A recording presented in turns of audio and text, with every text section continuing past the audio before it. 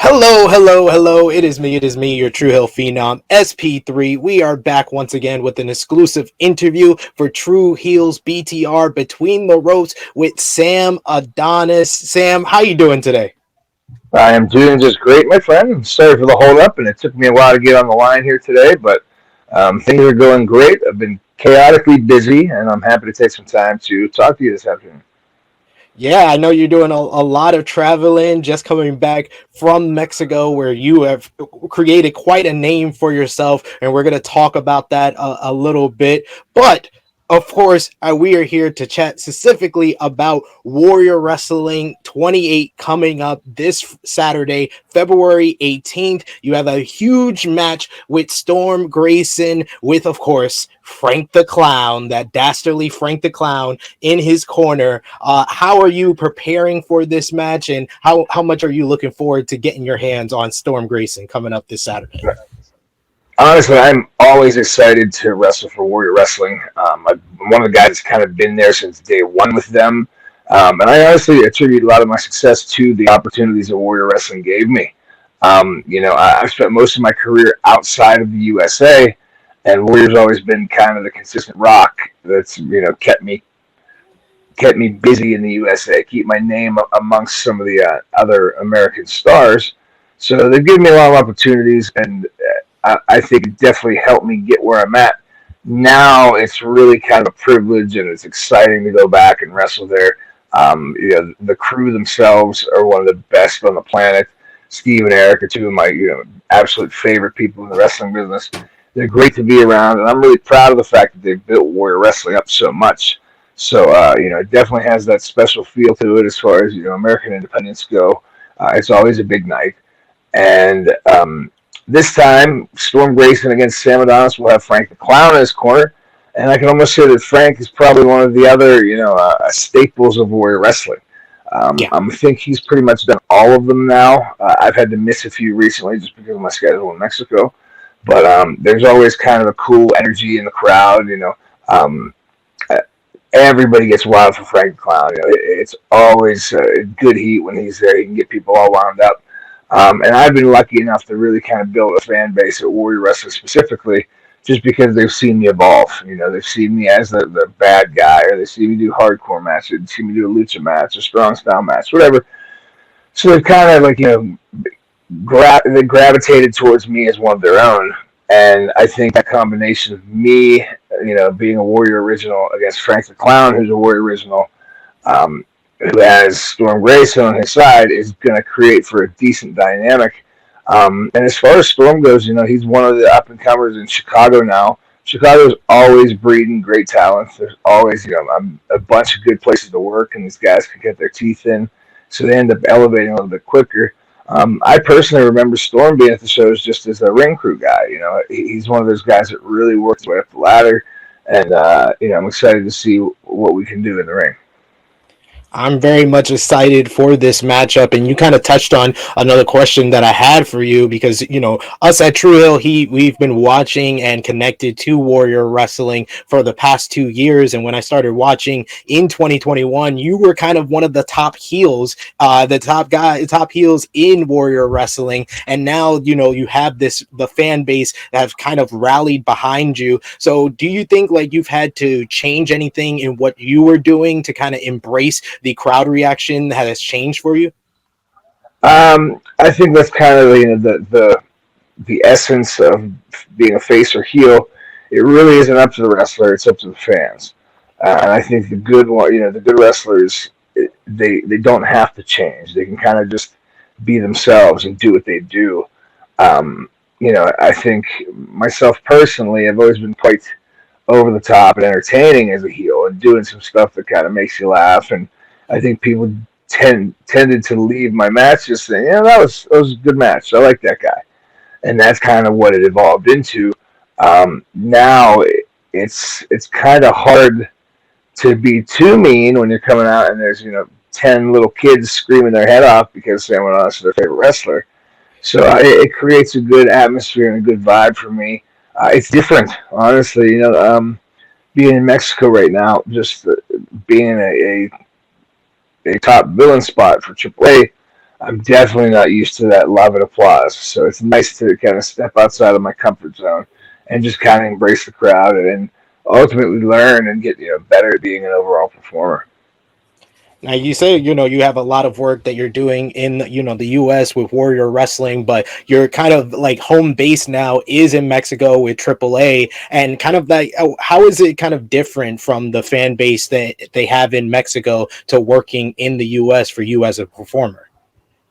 I've been wrestling in Mexico off and on since 2016, so we're going on 7 years here, and I couldn't love it any more than I do.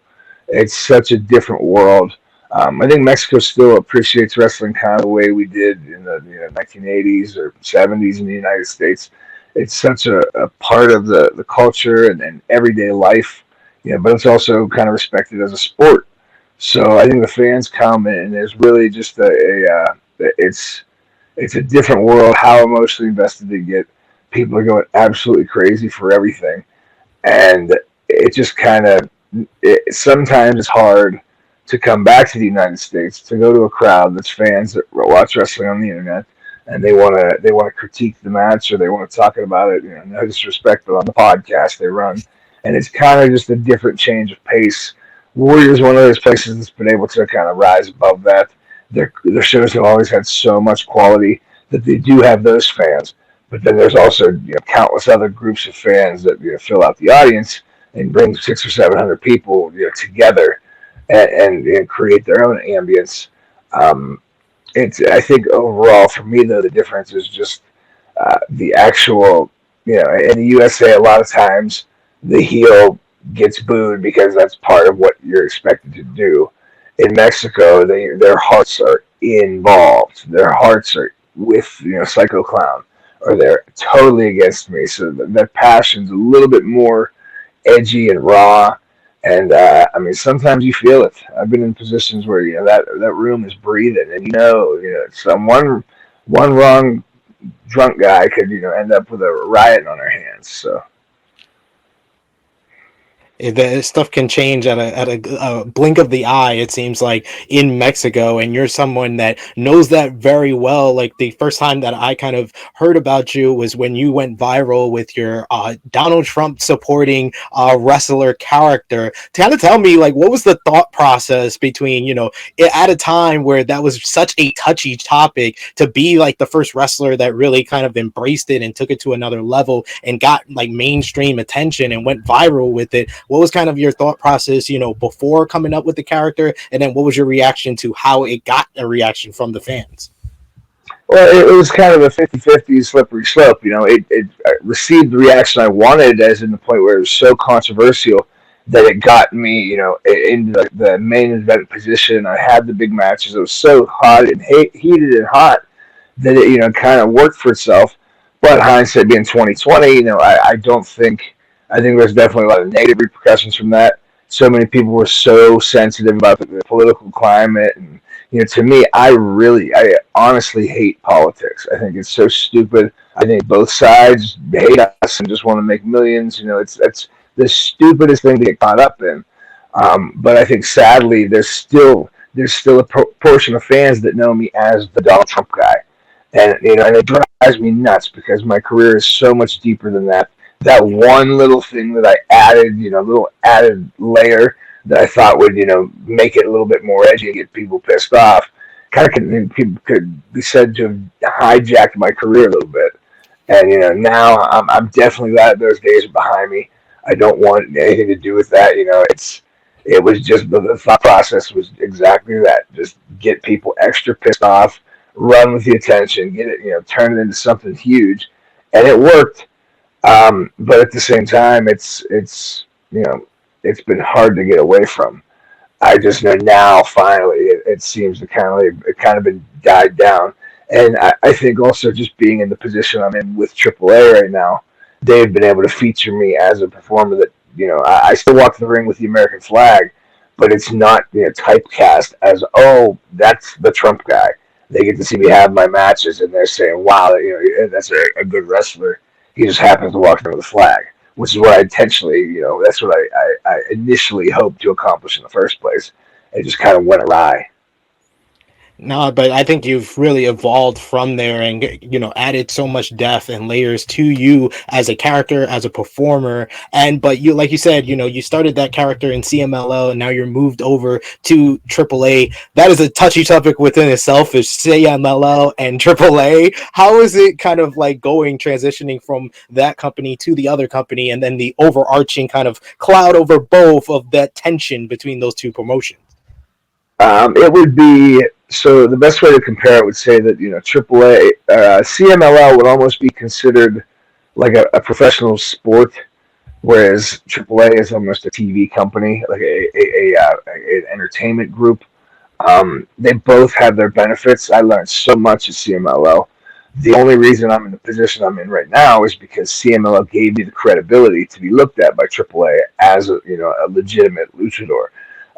You'd laugh because a lot of my matches I had there, my job was to be the American heel. Yeah. But I still had to learn all the crazy lucha stuff that you see on these matches that the cruiserweights are doing.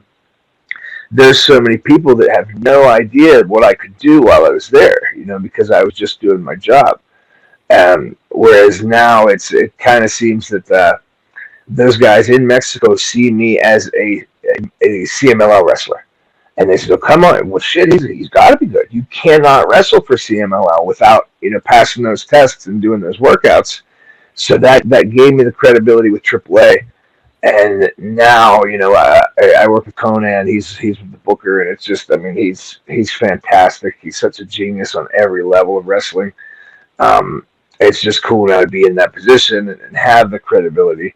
But there's tension, and there's always going to be the CMLL fans hate the AAA fans. Most of the wrestlers could not care less. I'm still very cool with a lot of CMLL wrestlers. We would never get a picture together and post it online. That's like Yeah. not worth. I think that's more of a CMLL thing than AAA thing. My bosses could care less. They're chill. They know it's apples and oranges. CMLL is so hard headed. But I've actually lost out on an opportunity with New Japan Strong because of CMLL. Oh, Apparently I'm on a blacklist because of the fact that 2 years after I left CMLL, I still have to pay my bills and started working for their competition now because I made the jump. Oh, nope, New Japan won't touch you because you work for AAA.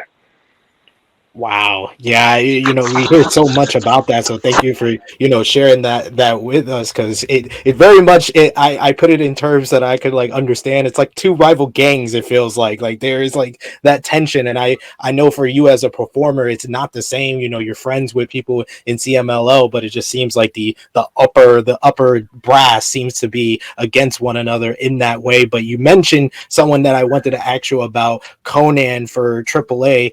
What has it been like, working with him backstage, and what would you say you've learned from a person who's been in the business for so many years and an icon really in Mexican wrestling? Conan is just a breath of fresh air because he's the realest person in wrestling. Conan is the only guy that I've come across that does not have, an agenda with everything he's doing. Conan will tell you what he wants and how, why it's right. You're going to learn from it. And if it's bad, he'll tell you it's bad. If something happens on TV, he's going to say it's bad. If he sees something that WWE or AEW is doing, he's going to talk about it being bad. And wrestling's so full of people that would never dare say a bad word about their potential, employer for 5 years down the line. Everyone's always afraid. Oh, I can't say that. Maybe one day I'll work there. Conan's the only guy out there that really is real, and it's a breath of fresh air. I've learned a lot from him, and I'm glad I'm in the position I'm in right now. I think he's just on a level where that almost gives him a certain power. He's not playing a political game. He's not trying to make a move. I feel like that almost gives him a special credibility and a clout amongst wrestlers to I'm not worried. I'm not wrestling to hear what the internet has to say. I'm wrestling for what Conan has to say. And if he's going to tell me something, it's not. Oh well, he doesn't know what he's talking about. He's just bitter. Oh yeah, he didn't. 20 years ago, he would. It. I'm thinking, okay, shit. Conan didn't like that. I got to step up.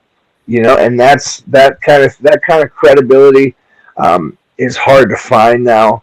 especially in the modern generation. I always say that anybody can get clout, and very few people can get respect, and that's Conan in a nutshell. Love that for sure. But going back to kind of the U.S. portion, I know you worked previously with Major League Wrestling as well, and they're a company that definitely kind of embraces luchadors and the Mexican wrestling culture. How was it working, in that locker room, and what was like the difference between working in Mexico, working for Warrior Wrestling, and then going to MLW here in the U.S.? I'm actually really having a good time with MLW right now. It's new to me. It's I didn't really want to sign any contracts anywhere. Mexico's always been my main priority.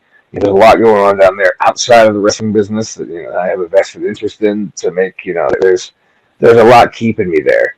Um, MLW was brought to me by Conan. The opportunity to work for them was kind of bartered by Conan, and they had a lot to offer. It was one of those things where they just kind of hit everything on the head the way it needed to be hit. And I'm thinking, yeah, the one thing I've missed, I've never been featured on American television. I've worked in Mexico. It's. I think some of the stuff we do in Mexico is higher profile as far as the country goes, and then a lot of the stuff here in the United States. As far as you can. I can't walk down the shopping mall without having to get pictures and autographs. You don't think that because it's a different country, but I think the MLW experience for me thus far, it's very professional. I think they're very good at rounding up the best of the independents, trying to polish it and making it a TV product, but they're not absorbed with being, I think everyone in wrestling is guilty of trying to take over the world. They all want to be the next ECW and be the cool, edgy new product that the internet loves. And MLW is not doing that. They're trying to get TV deals and get people to get paid and make sure that there might be somebody on the internet that said, "Oh my God, I didn't like MLW." Well, there's maybe 100,000 people at home that had a blast when them beat MLW. So it's fun for me. It's good to be in that environment. I like honestly being able to change the pace back to American wrestling every once in a while. I still say that the majority of my independent bookings are against luchadors, so I'm almost exclusively wrestling Mexican wrestling. Even though it might not be a high profile independent show, but I could be on a show in McAllen, Texas on a Sunday with 2,000 people that has myself and Dr. Wagner against Blue Demon and LA Park, and it's like even these legends, it's kind of a different style. It's good to be there. It's good to switch it back to an American style. But at the same time, MLW is conscious of my career in AAA, and I kind of feel like my presentation in MLW, it's almost higher than it would be anywhere else. They're conscious to give me the opportunity to say, hey, this dude isn't just a young wrestler. This guy's not he's not just trying to make a name for himself. He's got his thing going on in Japan. Well, let's show that in TV in the USA, and that's been really nice to come into a wrestling promotion with that credibility and that respect, if you will, instead of just being a young guy trying to cut your teeth. They really like embrace you, it sounds like. And I wanted to say to you, congratulations. I believe this month marks 15 years in the business for you. Am I correct? Yeah, well, it's a weird slippery slope. 15 years. That's since my first match, but Okay. there's asterisks all through that because I started training at 14, and I did about 4 years of training because Pittsburgh you can't wrestle till you're 18, Pennsylvania. But not only that, my dad was promoting independent shows for years before that. So there's some of my earliest memories involve, or go back to putting up rings or promoting shows at the fire hall with my dad. So that's saying in the business is a loose term. I say 15 years is a good number. That's a legitimate number to be proud of. But at the same time, this has been my life as long as I know it. And I used to when I was probably 12 years old when my brother would be wrestling on shows the guys would come up to me and oh, hey Sam, what do you think of that match? The indie guys, and they knew that at 12 years old I had watched more wrestling and I understood it better than most of they did. And from all the time of Japanese wrestling, Mexican wrestling, whatever, they knew that if I liked it, it was good. But a lot of times I'd be brutally honest. Like, yeah, that was pretty bad, man. I'd be like, oh, shut up, you stupid Mark. You don't know nothing. And that was my life. But every month they came back and they asked again. So, I think in here in Pittsburgh, a lot of the guys that have been around and known me for the 20 years, they're almost not surprised where this has gotten me. Because even though I was a fat kid, I was so ate up, I was so consumed by it that everybody kind of knew that I'd be a big part of wrestling somehow. Yeah, I can already tell just talking to you for a couple of minutes here how passionate you are about it. You did mention your brother, your father running shows. So this has kind of been like a family business for you. And for anyone who doesn't know, your brother is Corey Graves, one of the voices of WWE. With all your extensive schedule that we've talked about going from Mexico to US, how is it to, still connect with your family, with your brother, with his crazy schedule being with WWE? How much do you guys, connect with each other and communicate? We're on that we constantly have a text line running. I might talk to him a couple times a week for 2 or 3 texts, but like it's never. That's just my family's been very close. You don't have to go out of your way to get somebody's attention. You can literally mention a comment in a text and not get a response, and I know he saw it, or he could do vice versa. So usually it's wrestling stuff and just here and there about his kids and whatnot. But it's definitely surreal because some of the times there's certain conversations you have and it's just you put the phone down and you giggle because you're like, damn, what the hell are we doing here? We're just 2 kids from Pittsburgh, that literally some of the conversations and topics, it's like this is strange. We're talking here about some of these really deep issues or about some wrestler that we used to be a fan of, and it's. He sent me a message the other day about the tournament I won in Mexico, and he's like, congratulations. And I'm like, this is pretty nuts. There'd be times where I'd be on watching DVDs at the house with him, and now to know that our name is up there with a lot of the guys who grew up with, it's pretty cool.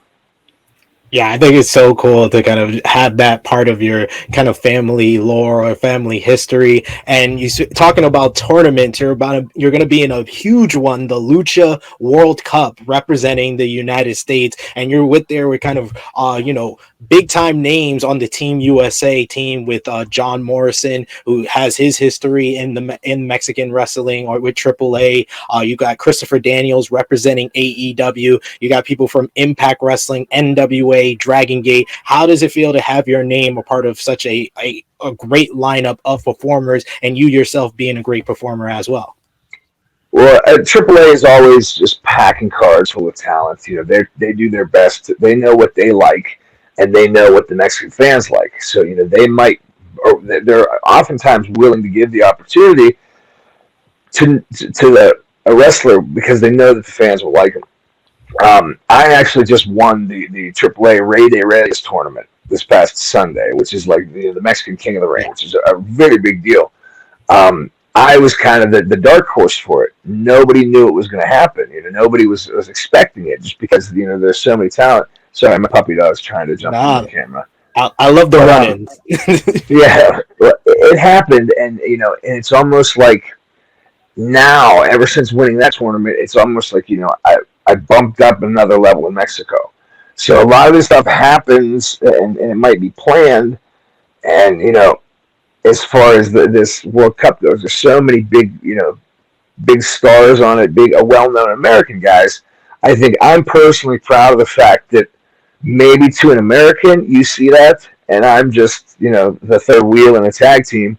But it's a great feeling knowing that in Mexico I might be the tag team. I am the guy right now. John Morrison has had a fantastic career there. I absolutely love him. We have so much fun together. We work together all the time. I've teamed with him. He's spent so much time in Mexico that I think that team in particular. It doesn't matter who you put with us. I think we'd be able to do some damage and make some noise in that tournament. But I mean, goddamn, it's Christopher Daniels. I mean, talk about a guy growing up watching. I mean, 2002, he used to wrestle in Pittsburgh literally every month for a company called IWC, and he was my absolute favorite wrestler. And watching his stuff in Japan as Curry Man, I was such a major fan. And I'm curious to talk to him because I don't know how some of these guys' memories are, but I know myself. I sometimes remember, a wrestler's brother or a kid or something like that. There's a few of these guys, that I don't know if Daniels would ever remember. Hey, do you remember that SJK from Pittsburgh? I was his little brother. You never know because we talked enough. I used to build the ring for him every show. There's a chance that he might know, but he doesn't. Either way, it's kind of cool just to be there with him. I think our team, just knowing what we know about lucha and the style around across the country, I think it's very very likely that we'll end up pulling this one out of the bag and taking it home. I'm just so confident overall about 2023. Everything finally has been hitting on all cylinders. Wrestling's just like anything. It's frustrating. You have the time waiting, and just you have to stay patient and persistent. And eventually you get yours. Kind of feels like right now I'm in that position. I'm really looking forward to what else is on offer, and I think after these next couple shows specifically, it just I think people in the United States especially would look at me in a different light instead of just being, oh, that's Graves' brother. Oh, that's the Trump guy. I think right now is that vital point in my career where it's going to be, oh damn, this guy's one of our guys. And I think a lot of that has to do with the fact that in my opinion, the indie boom from a few years ago has kind of subsided. There's not as much big indies. There's not as many big stars coming out. I think they say the stars align, and right now, just considering the timing of what I'm doing compared to the other overall climate of wrestling, I think my best is definitely yet to come. I can definitely tell this is already a big year for you, and we're only 2 months in. And I know I'm looking forward to watching the next 10 months or so. But go to finally finish things off here. You talked about being a longtime wrestling fan, and what I've heard about you is that you have kind of an extensive wrestling, collection. I won't say a collection because you don't like that term, but memorabilia that you have picked up, kind of obscure things. What would you say if you had to make a top three of your items that you hold dearest to your heart? What would it be? That's tricky because there's like different levels. Some of my stuff that I personally have, like some might pertain to my career. So I have a couple cool posters and just things that a good friend of mine's who passed away. I had his boots. They're not really worth anything to the collector market, but they mean something to me. I would say right now I have a at Sushi Onita toy that's pretty rare. There's just like That is. one of 400 of them, but they're really hard to find. Listen, usually if I put a picture on that, people had no idea this thing existed. And then there's another one of my coaches at CMLL. His name was Arcangel de la Muerta. He passed away as well, and I have one of his masks. Let me think if there's a third one. What would that be? Uh, it's hard, man. It's really hard. My whole collection, right? I don't use the word collection just because collecting you have to have a plan. You have to know what you Yeah. want. I don't know what I want, and most of the stuff I see, I don't want. I can find something and just know I need to have that. And a lot of my things are pretty rare. I like obscurity. I like knowing that if I bring a wrestler to my house for the night, I like him to walk in that room and say, "Holy shit! I didn't even know these existed." Conversation pieces, more or less. So that's kind of what I'm into. I love it. I love it. Well, thank you so much, Sam, for your time. I very much appreciate. Can you please let the viewers know where they can follow you on social media and what big shows you got coming up? And of course, Warrior Wrestling 28 coming up this Saturday, February 18th. You can find me at Real Sam Adonis on Twitter and Instagram, Facebook as well. But there's also another Sam Adonis fan page on Facebook. All my dates are listed there, where you can find me, what I'm doing, videos, anything you need. But just check out Warrior Wrestling, February 18th at Tiger Hall in Chicago. Myself against Storm Grayson. There's going to be El Hijo de Vikingo with Taurus. There's just a badass show with some of the greatest guys you're going to ever see. Come check it out. Please, keep supporting your local independent groups because that's how we all get better and hopefully grow out of that. Yeah, Warrior's been great. I'm excited to come back. Anybody that decides to come check it out, hit me a message online. Hopefully, I can come meet a couple of you guys. And yeah, I appreciate the support. If you can check out Lucha Libre AAA any way you can, please do. We have some fight pay per views coming up. So, again, I think it's a pretty big year, and I just appreciate the continued support. So, thank you all. Congratulations for all the success that you're having on the US scene, on the Mexican scene, in Japan. I am looking forward to a huge 2023 for you, Sam Adonis. So thank you everyone for watching our exclusive interview, Tru Heels BTR Between the Ropes with Sam Adonis. Remember to drop the thumbs up on this video, share it with your friends, and subscribe if you are new to the Tru Heel Heat YouTube channel. It is me, your Tru Heel Phenom SP3, and we're out.